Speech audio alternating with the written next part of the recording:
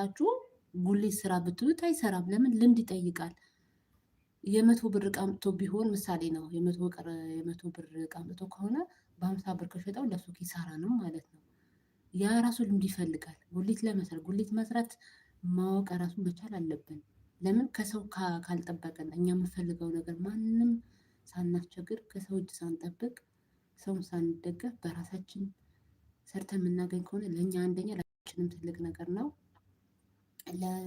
በቃ ከማንም ምንም እንዳሁን አንዳንዴ እውነት ፀጉር ለመሰራት እንኳን እውነት እናውራ ሀገር ቤት ሆነን ፀጉር ለመሰራት ቤተሰብ ስንጠይቅ እኔ ፀጉር ለመሰራት ራሱ ብር ስጠይቅ ሞቼ ተማሙቼ ተጋግጬ ስንት ነገር አውርጄ አውጥቼ ነው የፀጉር ብር ምጠይቅ የነበረው ቤተሰብ ጋር ማለት ነው። ስለምፈራ እነሱ እኮ አይከለክሉኝም፣ ግን ስለምፈራ ለምን እኔ ያኔ በሰራ ጎበዝ ሆኜ ብንቀሳቀስ ከማንም ብር አልጠይቅም ማለት ነው። ይሄ ምሳሌ ነው የምነግራችሁ። ለምን? የራሳችን ያልሆነ ነገር ከሆነ ከሰው ነገር የምንጠብቅ ከሆነ እንሳቀቃለን።